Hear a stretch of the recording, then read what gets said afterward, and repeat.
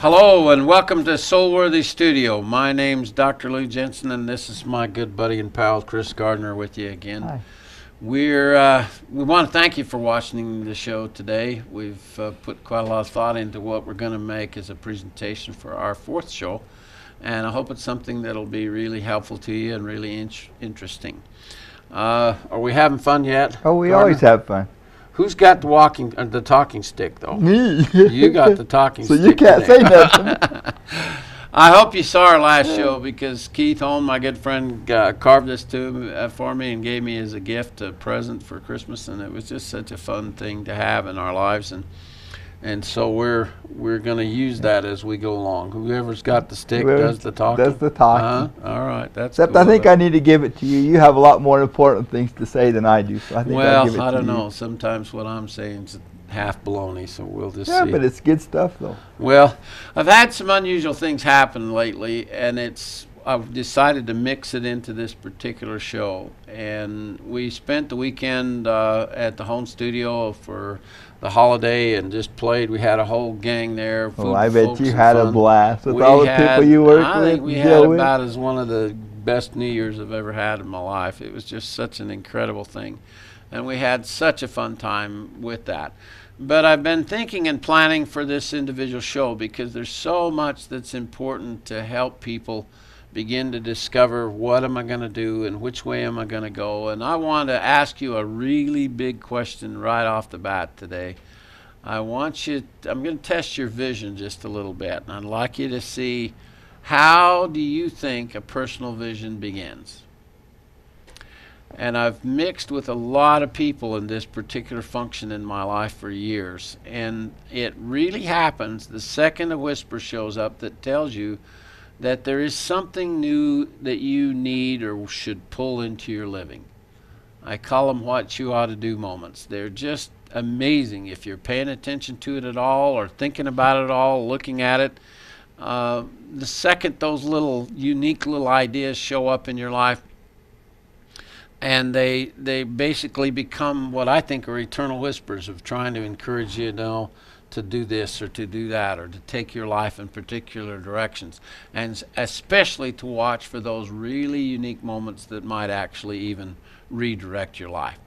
So as we start these shows and continue to go throughout this remaining season, there's 50 weeks that you have a chance to basically steer the rudder of your life and pull yourself in a new and perhaps unique direction. And you should know by now that's not a very easy thing to do. That's something that is extremely challenging to do. And if you approach this whole new year with any road will do, where do you end up? You're not going to get anywhere.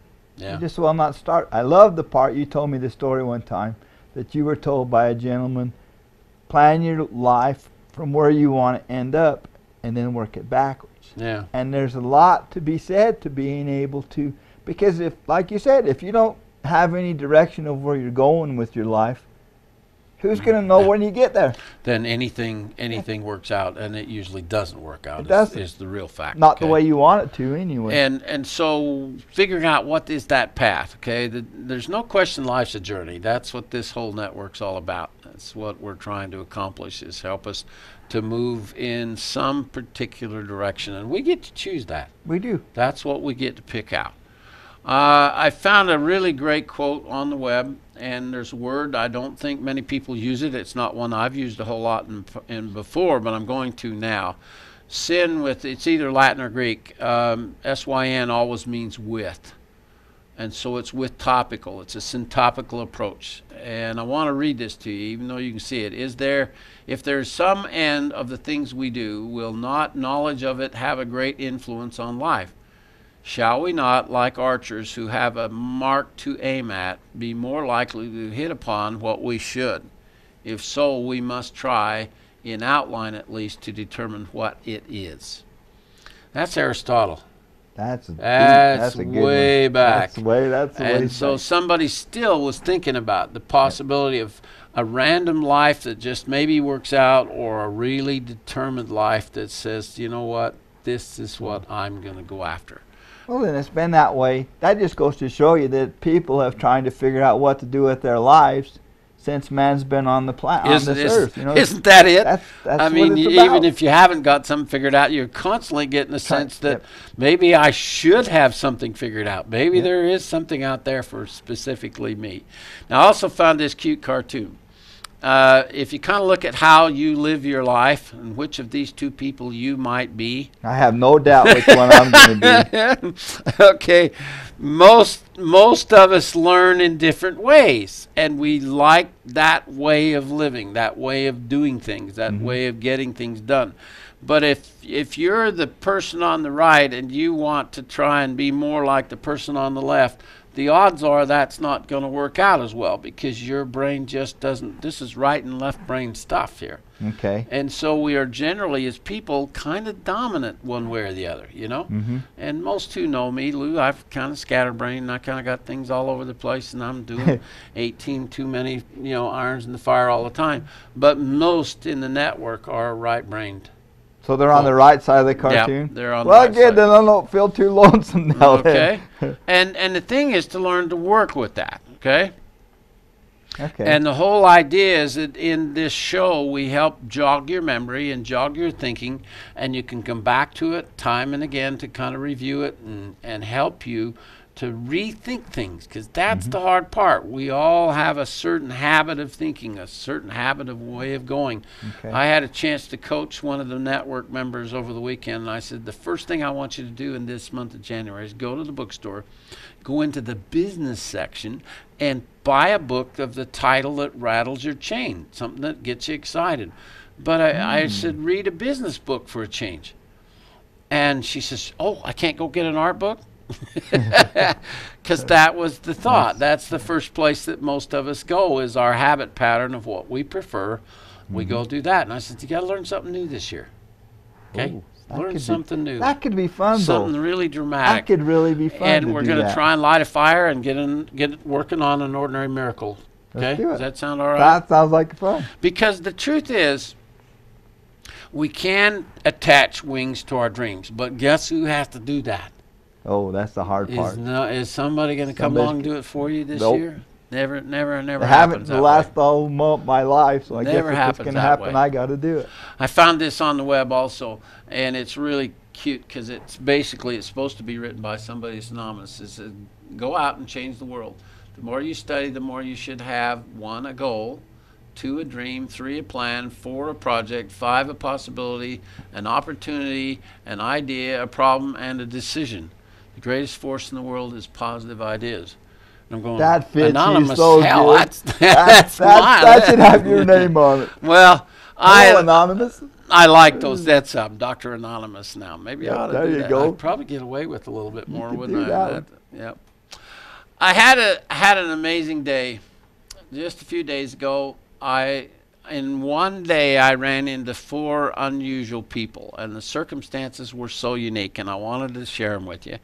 I had the occasion to go into a jewelry store, and I visited with a young woman, and she was just charming. Eventually, I dared ask her how old she was. She's 23, so she's just getting her life started. And she just, not many people can look you in the eye and talk to you. You know, they mostly don't like to do that, so they're uncomfortable. But boy, she really was. She was good at that. And I kind of thought how much potential she's got in front of her. Her whole life is beginning to lay out, but how much does she know about it? She's not got any experience yet at all. So that's really a good moment for kind of a sharing kind of an occasion, okay? Yeah. And so I took a moment and I went back in the store and I told her how good she was with me as a customer, and how, I reinforced the fact of what I was thinking. Instead of just walking off, I went back and told her. And I think it will be a moment that she probably will be helpful to her. How many people would take their own personal time? We don't often do that. Yeah, we don't often do it. The next one was a young man at a convenience store. I was getting some gas in the car, and I went in to pay for it. And this kid was putting stuff up on the shelf, and we ran smack into each other. I almost knocked him over. And he apologized to me. I'm the customer. And I said, no, you're the one doing the work, young man. I said, I'll get out of your way. And so we visited just a tiny bit, and I asked him if he was still in school, why he's working in a convenience store. And he said, well, I've got a young child and things worked out that I kind of got to work and take care of right now. And so I just nudged him a little bit and saying, you know what, without some degree of specialized education and skill, you'll be a laborer all your life, and that's just not a good position to find yourself in later. And he's right at the zone where he really needs to go back to school and focus on something and figure something out. The next thing that happened to me was I was at Walmart for a second, and I went through the self-checkout lines, and I don't know enough to do those really well still, so I'm a little uneasy with them. And I went through the line, and there was 4 of them, and there was a lady up at the end, and if that lady was not 70 or older, I'd be really surprised. No kidding. And she was old enough, it startled me when I saw her, and I just think, my gosh, what a horrible thing to be 70 years old and still have to work labor and work. Oh, she was working in the store. Yeah, she's working in the store. Oh, no. And I said, oh, geez. I says, do they let you off and get you a little time off during the holiday? And she said, oh, no, unfortunately, they don't do anything. So I just went up and just gave her a hug and told her to hang in there. But I was just devastated. It's bothered me ever since because, dang it, at that age you shouldn't have to be having fun with life. Labor, and that's so sad. Yep. And then I ended up was getting a hamburger quick at Wendy's, and there was a guy so old he couldn't even get in or out of the booth, and he couldn't hardly handle the stuff to get the tray and he was there all alone. Oh. All alone, and he couldn't see well, and he couldn't hear well, and then he promptly got up and went out and got in his car and drove. Oh, that would be scary. Oh, that just scared me to death. I'm going, oh my gosh. That would be horrible. He's out driving all over with it. You can't hear, and he's still driving. Yeah, and it just startled me. So I've thought a lot about since those moments and those occasions, because they were moments where I got little signals in my head and my heart that those people need a little bit of encouragement and just a little bit of attention and a little bit of kindness, and so I bothered to actually do it. And I've thought a lot about this individual show. Why grow your own life? Why do better with your living if you're not ultimately reaching out into other people's lives because of it? Well, and to be an example. To show that older lady in Walmart or wherever, because that's just Walmart, but there's those people are all over the place. Yeah, and there's not many people who bother to pay attention to the moment. Nope. They're so busy and they're so high gear anymore, it just goes right past them. And I think, well, maybe that's why we do it here, okay?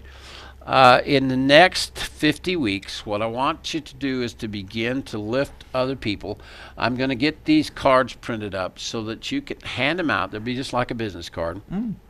And it talks about Our Journey TV, but on the back of it you can put a little note or make a little scribble or invite them to come and participate with us, because who knows? Yeah. Maybe this would be a shot in the arm for some individual. When someone used to stop and say things to me in unusual circumstances, that's when you kind of more or less pay attention. Yeah. It's probably a moment that was supposed to happen, and you either do it or you don't, but I think you should. I think we all should. And if you don't do it, you don't know how much giving that older lady a hug at Walmart's, that might have been just what she needed. It might have. It's a little thing, but it's sure. But to you it was a little thing, but to her it might have been a monstrous thing. The motto of our I&E network has been for quite a long time. This is the piece of art that Gary Price sculpted, and the title of the piece was "They Rise Highest, Who Lift as They Go." And this is the mountain right out our back door. This is right out from Tam's house. The picture I shot that of Timpanogos, and there's one gorgeous mountain view. But that's the climb. That's the climb. That's where we're headed. Okay. I've had so many people that have asked me about the studio more, and so I spent some time putting together kind of a little clip that we're going to show you now of Soulworthy. Show you what the environment is like here. What you've been doing for the last 2 years. And what I've been building for the last 2 years, and so sit down with me for a minute and take a little fireside chat. Get ready to get excited, we because show it's you way cool. Our little space of heaven, okay?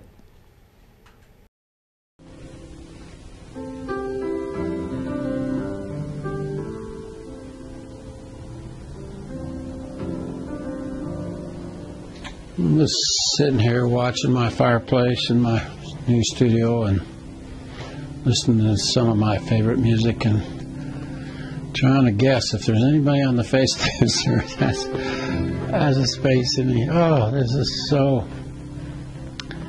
I dreamed it up from the very beginning. I sketched every inch of it, designed it all. I cut every board, put every screw in. Every inch of this I've done myself. And I've dedicated it to the idea of pulling the best out of me, getting soul-worthy stuff. That's probably something that everybody ought to take on. One of my oldest friends gave me this stove to put in here. I love the glass, but oh, do I like sitting back and watching that fire. There's just almost nothing better than what is it about a fire? I go camping. I'm sitting here at night dreaming and dreams and working on projects that I love to do, and I got that fire burning. It just doesn't get any better than that, folks. As I continue to number these shows, I'm going to talk a lot about what I think is the most valuable thing in my life, and that's my journals. I named them years ago Lou's Liberal Ledger, because it's not really a journal and it's not a diary. It's a gathering of the stuff that means a lot to me, and this is one of my earliest ones. I got it out to show you, and then we're going to just talk about it and talk about it as time goes on. Over the years, every time I'd bump into something that was appealing to me, I call them zingers. They really popped me hard. I would tear the cover off the magazine, or I would photograph it or photocopy it somehow to get it and put it in the magazine. This is from March 1981. And I love boating, but I love the colors. This was just so rich with colors, and yachts have always been appealing to me. But I just kept in here all the stuff that I like, and I made notes and sketches and concepts. There are concepts in here that are really appealing to me, and I thought I'd pull a few out and just give you a little beginning kind of a flavor. When Lance and Rhett were first born, Lance got really sick and had to go in the hospital while we were in dental school, and we went back-to-back months of trouble with it. And so Rhett, who could barely, I don't know how old he was, but he wasn't very old, and wrote a get well card to Lance. And this is a copy of an article that I did for National Engraving World about some stuff I'd done for the governor and for Sammy Sosa and Mark McGuire when the Home Run Derby was going on. And this is Kevin Wynn. Kevin Wynn's fish. There's a great story about this, and I'm going to share it with you a little later. That has a lot of meaning to me. And this is my what you ought to do verse. Where are you going to go from here, and who might you become? Develop a deep-centered dream, grow a little hope to sustain that dream, and then seek faith to begin to light a fire within yourself. Then begin your trying and your doing. This stage is where most people give up. Trying leads to good or bad experience, which is always the greatest teacher, and experience struggled with leads to better judgment. With focus on our efforts in a direction, they will then lead to capacity. And that is the game. Letters that have come to me, I've kept some of these intact because I didn't want to just rewrite them. They're almost always dated and almost always really significant. And I've kept them in my life for so long that it just becomes such a part of you. And the thing you want to do is get started with this now. Start building a ledger of your own, a working journal. This is going to help you uncover the things that you really like and help you find the direction that you should start to take your life. Your threads of interest will be in here if you're really thorough about it. My journal now is just massive. From the beginning of our programs, it's what do I do with the rest of my life? And it's the question I get asked most. What could I do? Which way should I take my life? And unless you start doing some things like that, you'll never figure out what things are most meaningful to you, what kind of stuff has impact. So you start out with the whole rainbow of possibilities, and I'm going to try and show you just over and over all the different things that people all over the world are doing, and maybe something there will inspire you. But as soon as that happens, then you need to start doing a journal and really keep track of things as we go forward.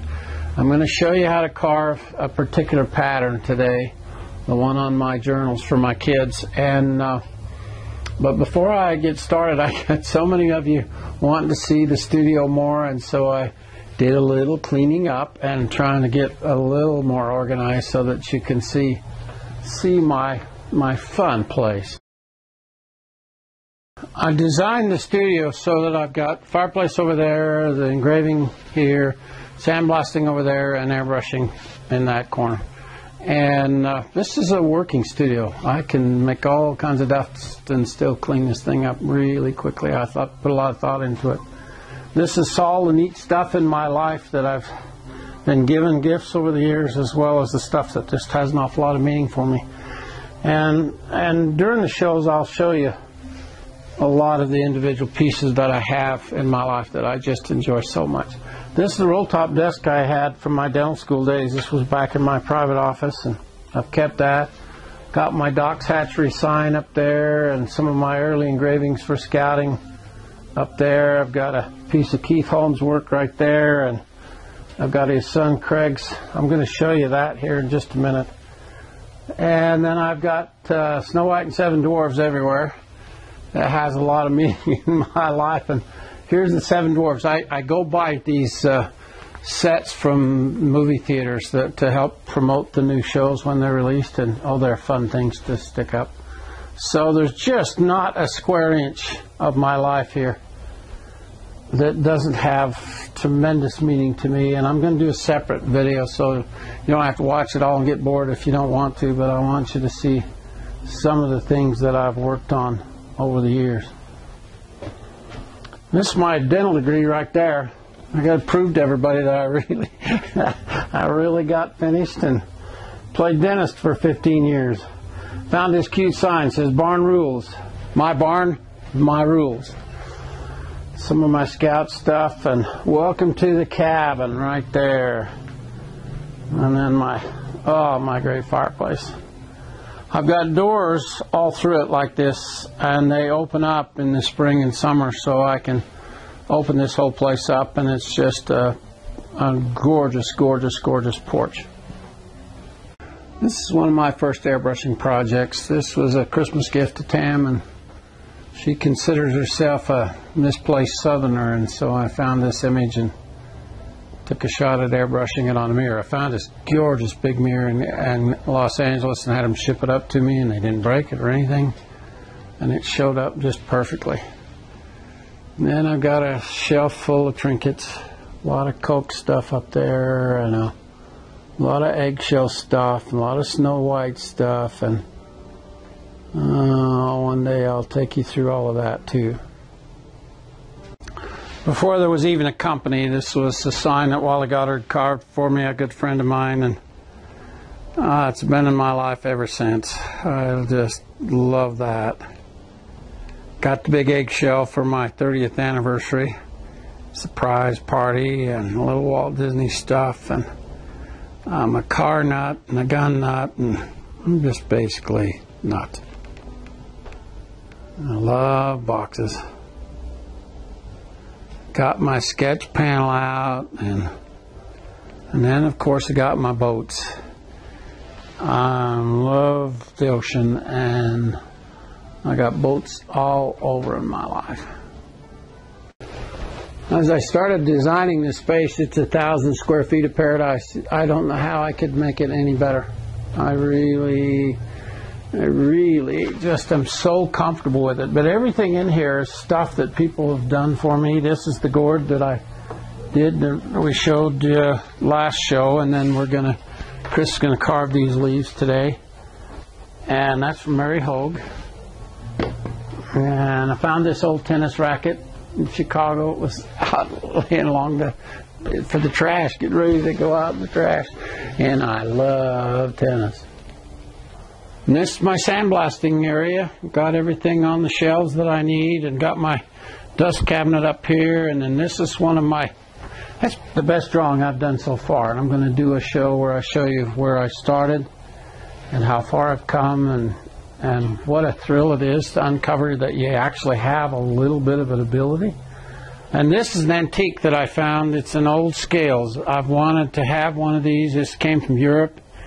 It's an old commercial balance and scales, and gosh, it's a beautiful, beautiful, beautiful thing. And then this is a special gift from Joe Cummings. Joe's gone 1,000,000 miles with us down this pathway up this mountain, and I got to show you this close up. This is that ivory inlay process that Keith Holm developed and discovered and started teaching everybody. And boy, that ivory is going to be in that gunstock inlaid from now on. And how could you get a gift? I thank you any better than that one. But look what he's done on that stock. And then carved a really, really tight fish scale up there on the grip. Pretty, pretty impressive work, Joe Cummings. Thank you, my friend. This is my dirty corner. Excuse me for, I cleaned it up a little and I got a lot more to do, but it's my paints and my cutters and my polisher and grinder, and everything's in this corner. And I want to show you, this is my great unfinished piece. It's famous in the network now for not getting done.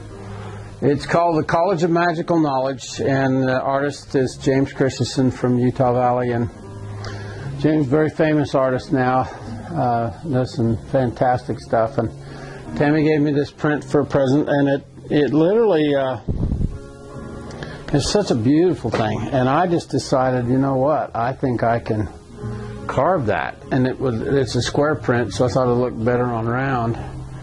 And so I got permission from the publisher to do the carving for myself, and so I kind of just gave up on finishing it. I have a lot of fun carving it, and it's turning out really great. Let me bring you in closer and see if you can see kind of what's going on there. It's just a stunning thing. It's a little village with lots of little people. Here's a little guy here, and a couple of guys talking here, and one sleeping over there, and one asleep on the porch right there.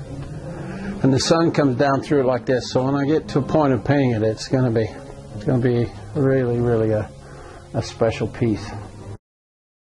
You can kind of see from the top of the turrets, I'm airbrushing the colors in as I go, hand painting some of the other areas, but look how gorgeous that rock work turns out.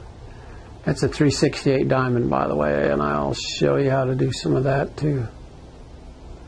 Then when I get painting the lights, shades in this, it's going to be just a gorgeous, gorgeous, gorgeous thing.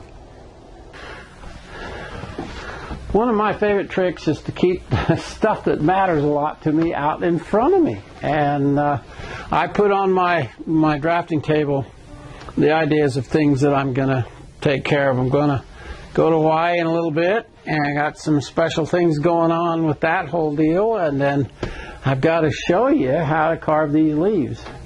Of all the pieces, of all the shows that I drag all over the country, the thing that got the most comments was that door panel. And I'm just flabbergasted that more of you don't know how to do full relief carving or overlay that we call this.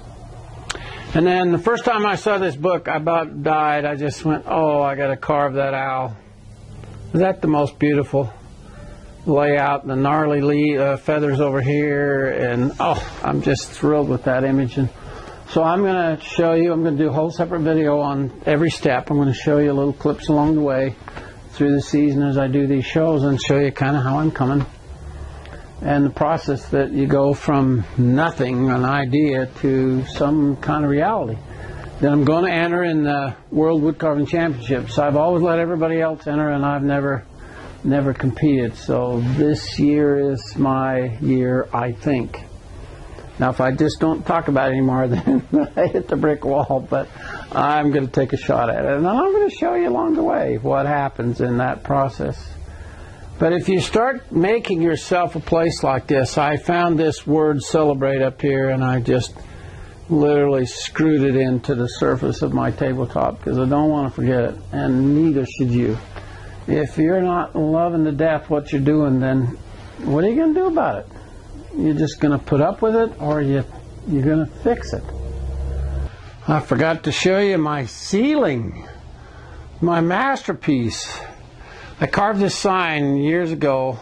Having a good time is my job, and decided to put that right up over. That's my handmade wooden cedar canoe that Tam gave me for a present, and I put that right on the wall right above it, above the airbrushing section.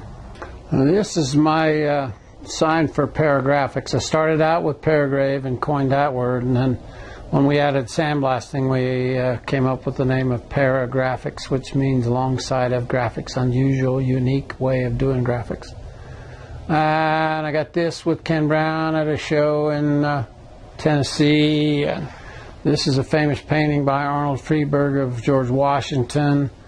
I got some scout stuff sitting over here in this corner. And this is another ceiling panel, a great big picture done for me as a special present, and Doc and Snow White dancing in the forest together. This is a picture that's all autographed by all the cowboy artists of America. We were down at Phoenix at a show with them, and I put that up on the ceiling. These are photographs from the very first ad we ever created. We spent $4,000 having the ad made, and we ended up rewriting it and shooting our own pictures, and it worked really, really, really well. I engraved those side windows on that car, and it worked perfectly. This is up on the south ceiling, some Eagle Scout stuff, and my son Ryan and Tara and her son Eli and Tamika when she was a little girl, and Nathan Sharp's drawings that he did for Sean Hannity, and then of course the McDonald's Snow White poster. You can get some cool stuff if you just are a little persistent. This is the Roy Crofter sign. This is an embossed print that we got up at Niagara Falls when we were up there. And this is the Roy Crofter symbol called Kingly Maid. And you had to be a member of that group in order to use that symbol and put it on your handmade stuff. But it's a very famous piece of artwork. And this is the stuff. This is a place where Albert Hubbard, the guy I talk about all the time, who was one of the founders of the arts and crafts movement. And so that's up there in a significant spot. Got my family up there. Got them all together when they were younger. It's a little harder to get them together now with all the grandkids. Most of you know I'm a Corvette nut, and my son Ryan decided this is just perfect for my Sistine Chapel. And so it got a special place of honor. Some of you know that I lost my oldest daughter a couple of years ago, and it's been easily the hardest thing in my life to deal with. And I did this drawing in dedication of Tara and her memory. This is one of my favorite examples, and I have to show everybody when they come to classes. This is Walt Disney and Mickey Mouse in 1928, the pencil sketching that, and then he uses other paintbrush and art tools to develop Mickey Mouse over the years, and then right down here in the end he's using an airbrush, folks. And I guarantee you, if I'd have stumbled onto an airbrush first, there'd have never been a high-speed drill. It's a great way to play. You'll find a lot of William James stuff in my life because he was one of the first motivational speakers and didn't really realize what he'd even accomplished. Great issues of life is to spend it for something that will outlast it. What a great investment in developing your own talent and skill. What could be better than that? You'll find this sitting on my desk often, and lots of other William James quotes over the years.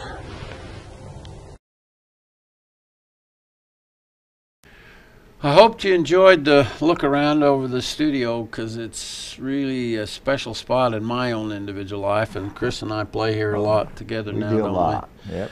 And the whole idea is inspiration for you to try and help build a little more into your life, a space, a sacred space that you dedicate is where you can play and practice and make all this stuff work. And as we show you now some clips, we're going to do some more wood carving today, and as we get into these individual projects, if you've got a space where you love to be there as much as I like being here, you'll get a lot more. He does love being here too. I do. I love being here a lot. We'd like to first show you, remember I showed them the leaves on the gourd from Mary Hogue, and we're going to do that one level. That's a step one stage kind of leaf carving, and I just took Chris through it slowly, and it'll give you a chance to kind of see those individual steps of doing that stage of carving. Then we're going to up the ante a little bit, and I'm going to show you how I carve the leaves on my children's journals. And just stay on the outside edge of it and sketch that leaf out. And come up, let's see. Whoop. Didn't want to do it around that outside edge now.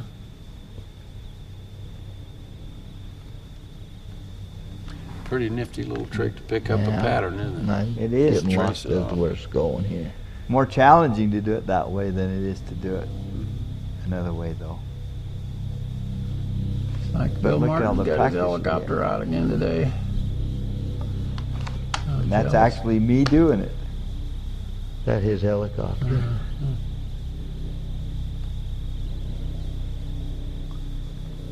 Okay, you're doing great. Just go on the outside edge and pick that leaf all off. Stay, now you're clear out on the outside. You want to just stay on that inside line right by the leaf itself, right there, that line right there. Don't go out and do this outside edge at all. There you go. There you go. Now, quickly just sketch in the veining. Just roughly what she's done for the veining there, and over there, and over here. Okay, and right there. Alright, now let's come and pick up this leaf right over here. So come up along here.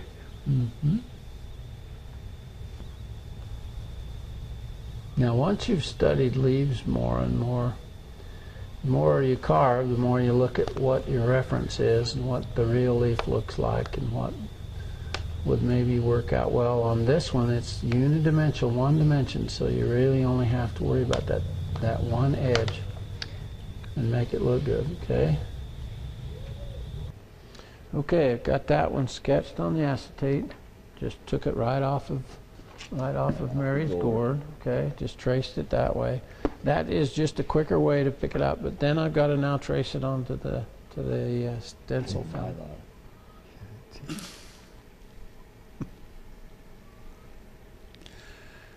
Now as you take it like this and you begin to trace the lines, this is when you had the 699.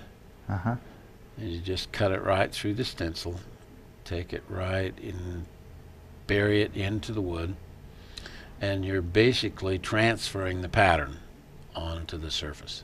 So we could have carved these leaves on anything, couldn't we? We could have been on a piece of corian, it could be on a piece of metal.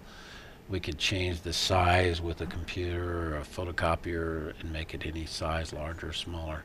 The thing that's neat where we took it off of the Mary Hogue's gourd is anything you see, you can actually, you can do. You can. If you can put it in your hand, you can do it. And once you realize that the tool has so much control, you can just make it go exactly where you want it to. But these edges, the cuts that are being made are cut. First thing I like to do is you can feel the burr, feel all the rough cut of the edges. So all you do is take some steel wool, usually some pretty low grade. Get some really fine steel wool. Like this is 4/0 or triple aught. This is triple aught. So, and you just come in, polishing off and the burr take over marks. it, and clean all those edges off. Now feel it. Oh yeah. Isn't that nice? So that's first thing. Then we're going to do now is take the number 8 round of worn burr. So we'll cut and burn at the same time and go around and do the outside edges. The goal is to make it look like what Mary did. We Like don't they are. do the veins. So they're already So we done. just outlined it. We're So all we got to do now polish it up and we're done. Take some steel wool again. Take off the burr of the edges that you put on there. Okay. Now, Looks good. I think this has been sealed. So what we can do now is wipe some darker stain on it and then wipe that off, and then that'll make your leaves jump out. Like when we did the rolls, it'll make the So wax all we got to do stuff is we paint put a little on. contrast into it, okay? Okay. One more paint right there. Good. Now that was a walnut stain. Now if that wasn't sealed, that would have soaked it all over. Yeah, you wouldn't have never. Then it would show it. It wouldn't have shown. It wouldn't show up worth a dang. Well, I think that looks pretty cool for my first shot. See the part I made. Yes, it looks I'm way impressed. cool. I'm impressed with myself. I'm impressed. You did great. You did just great. Well, Very first one. brother-in-law, We did good. we did good. Besides, that was fun. I had a Had blast. a good time for your first go-round, bud. I'm very, very pleased. Now, I want everybody to look at the pattern that Chris did there and what a master in our program did right there, okay? And So for with a little you- more practice, I can be a master. Look, from there to there. And the fun part about it, being able to go from there to there that quickly, Chris, is what this is all about. Oh, I had a blast. From carving your little coin out Yep. and doing that to begin with, and then dumping to this. Now you can see that if you practice this and Oh, do it yeah. dozens and dozens of times more, or after 30 years like me, After you've done it for a while. you get really good at it. You do. Besides that, it's fun. I had a blast. Chris has a disability here that I want you to kind of be aware of. He's got a lazy eye syndrome. Is that syndrome thing since birth, isn't it? It is, yeah. And so he didn't have the advantage of both eyes tracking to help him hit those lines as well. And I think as you watch, I have one eye that works to see close-ups, and another one to look up far in the away. distance. Oh, cool. That's how what you the do eye it, doctor told me. Is I have one eye I look close-ups with, and one to look far away. So. All right. Well, you got the job done. I did. We did all right. The job done. I'm pleased. And when you realize how far you can make it quickly on your own, We haven't been doing this very long. That was what's just cool. watch it done, and then have a pattern. 99%. You can do it, and and anybody can. If I can do it, anybody can do it. I'm not downplaying myself, but I really But think you handle it well. that if you don't think you can do it, jump in and give it. Crap, it's just a piece of scrap wood we got over at Walmart, so go play with it. Nothing to play with, so it's a good idea. Go for it. Well, Bud, That was what do you cool. think? That was cool. That was cool. We succeeded, didn't we? We did. Got off another first for him. And, That was. What it is just one little step. Remember, we did the leaves on the coin, and then we practiced a little bit more, and then we did this one dimension we call stage one, where it's just the lines. And then now I'm going to have everybody show them how to do a little more of a shallow kind of relief. So what I did on my journal for my kids here is this design now is a little bit more aggressive. It's put on the exact same way as you'll see. And then you come in and start learning to kind of power carve and relief carve this. And I've taken some of the carving and not finished the actual staining of it still. But this next stage, I think, will take your brain just a little bit further. Let's go. Okay? I'm ready to. That was a blast. Yeah, it's a lot of fun to It learn. is. It is. I showed you this trick when we did Chris's carving just a little bit ago, but it's just amazing how many people don't really use it and don't know to use it, because it's just a quick way to pull a pattern off the surface. I learned this when I was doing a lot of automotive glass engraving. And the first thing you want to do is kind of mark some places on the stencil so that you can tell if you're still on. So these are kind of just jig marks to help you know that this is where you started out, okay? And the idea is so that you can come in and trace this gently and just sketch it on there. Now I'm going to trace that onto a sheet of the adhesive mylar, get my master pattern done, then we'll go to work. The control with high speed is really just short of phenomenal, and so I can come in and make my marks like that. This film is only 2/1000 of an inch thick, so the second you touch it, you're actually scoring whatever is underneath it, okay? So I can push it in and draw and make a cut like that. I can just hold it on the side and bevel it a little bit and cut that edge in just like that too, so you can just whatever feels like the best for you. Now you just peel up the stencil and bring it off really easily, because all that is to get the pattern on there.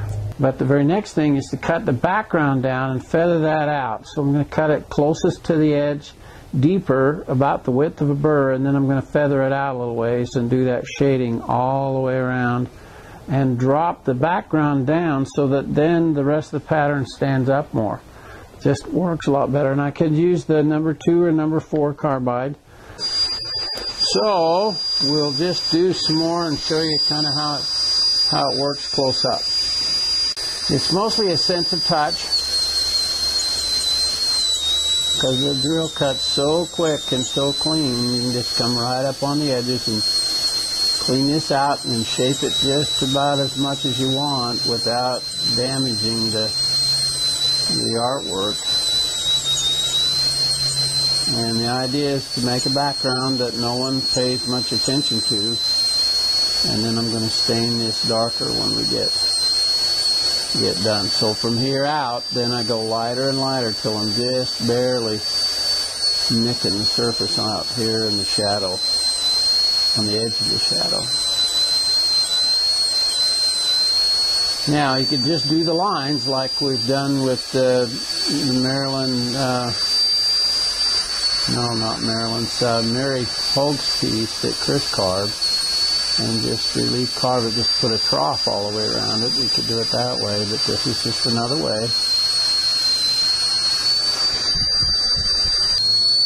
And I'm going to use a brush stroke away from me to begin with, to kind of take this edge down a little bit, leave that other leaf, this leaf as higher, and take that down below that stem. And then this is probably the midline. So a brush stroke away from you can start to shape that leaf out pretty darn quickly.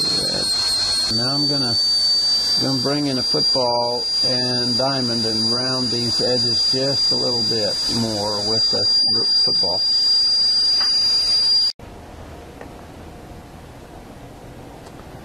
See that football shape, how that comes to a point?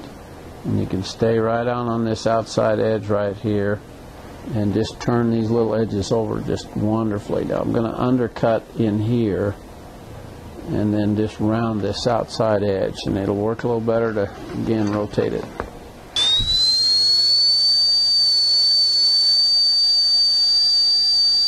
And here again, boys and girls, just barely. You hardly, with ultra high speed, just almost don't have to even touch it to get it to.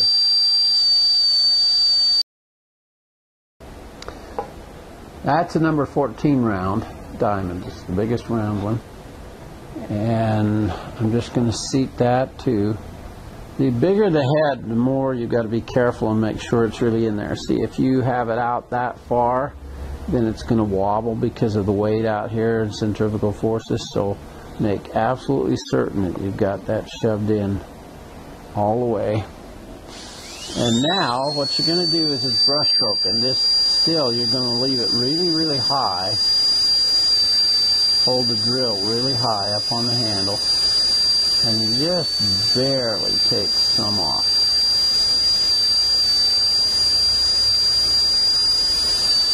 And then you can start to smooth down in here all of the surfaces that you want, and I think it should be a little, a little more round in there, and then go maybe something like that. And if you can watch this enough and be encouraged, I hope it'll help you get a good start. We're doing a lot of other full-length videos where I get even more detailed, but I thought this one would be really fun to just take that same thing that Chris has done and just shove it a little bit more. And next we're going to start pushing it even more.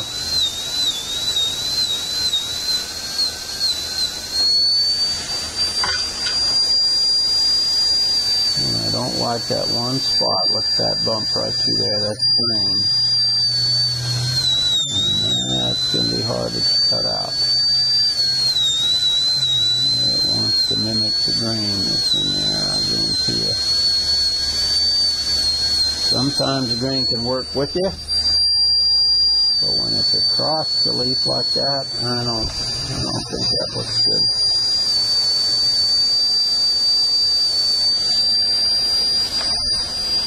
And then last, we'll come in now and stain this dark down in here, and look what begins to happen.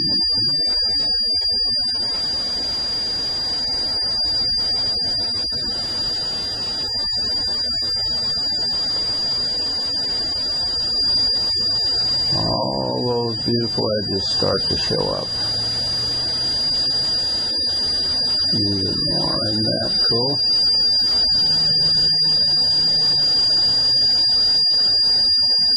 So now put a stain on it. The really magic part though is getting this sealed out here and then carve. Don't come in on all raw wood, because now then you'd have a hard time, take a lot more time to put the stain in the background in and to create the contrast. And just about everything we do is the more contrast, the prettier generally. Now through here I'm still getting quite a lot of tool marks, so I could literally go get a worn out diamond that I've used before. Slow the drill way down. You just take your regulator and turn the air down like that. Slow the speed of the cut down, and then just come in and you can sand it to your heart's content now and get it exactly what you want.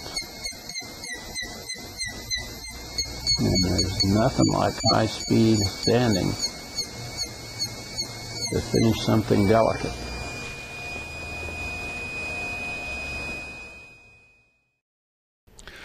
The whole idea of the I&E network has kind of evolved out of the fact that you got to learn how to make this kind of stuff, but then also we try and include how to market it.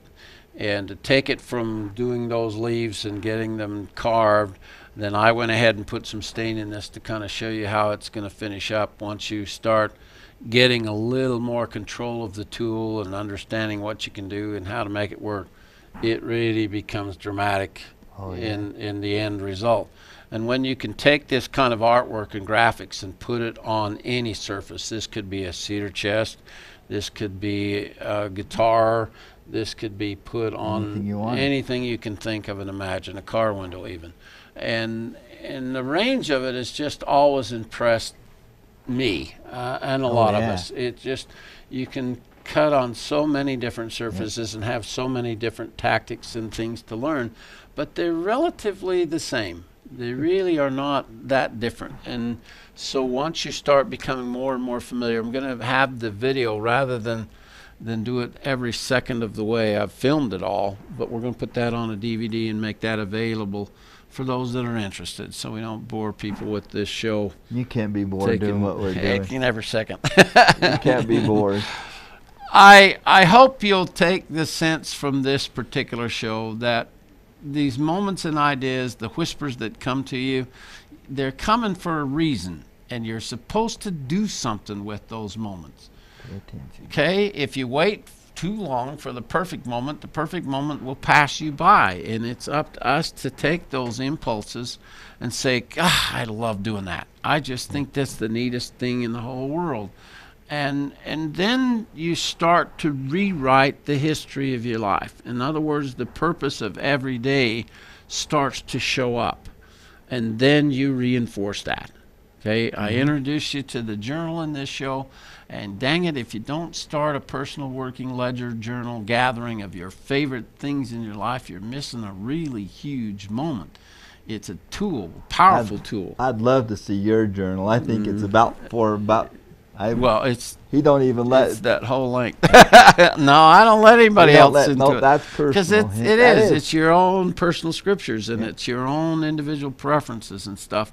And I pull things out of it that give me, I think it's the greatest marketing tool on the face of the earth. How often do you go back and look through your journal? Oh, several times a year. And I use this particular time of the year, so I really get back into my journals. And I kind of know where, relatively where everything is, And so over a period of time, it starts to speak back to you to tell you what things you prefer. And then when you match those preferences with these occasions to help other people and mix with other people's lives, I don't think those four people are going to better than that. They're going to not forget me for quite a while. I really nudged them and the thing that's cool is they remember you in a positive way. You're not the customer that give them headaches and problems. You are uplifting and helping those people, and those are the kind of people that we want to contact and influence. Yeah. The positive segment of life is something that we have to do. Yep. And if we don't do it, I don't know how in the world you can basically accomplish it any other way. And so the idea of the whole I&E network is the inspirational part of this is for what it will do for you. But the encouragement part is what you can do in the life of another person. And so take advantage of that. Every week you'll lift your own life more if you'll just concentrate a little bit more on the lifting of somebody else's life. And together we'll climb a mountain. We'll build a masterpiece. Climb a mountain. We'll climb a mountain. Success mountain. When we were all gathered together and having such a great time over this last weekend, we talked together a lot about how our mixture with each other is so supportive. I've got friends now that are 35 and 40 years of relationship playing with all this stuff, and I just can't tell you how often even the simplest thing of a phone call coming in to support me and encourage me is something they do a lot. And I try and return that favor, and I think we should all pay attention to that. So hopefully this is going to become a hub. When it's out on the web and it's where we all have access to, it will begin to become a tool that will draw and bind and help you have that same degree of inspiration and encouragement in your own life. And Chris and I'll do our best to make it work happen. Well, and you know so many cool people that are willing to share and to encourage other people. I mean, they encourage. It works. It's a two-way street. Yeah, it really is. They encourage the person that's calling you on the phone, but also that person always encourages you and gives you new ideas and things to think about and ways to do different things. Yeah, the mixtures. So it's really cool. Phenomenal. Okay, I want my talking stick you get back. To be the talker. Thank you for taking time. Hang in there, and we'll see you next week.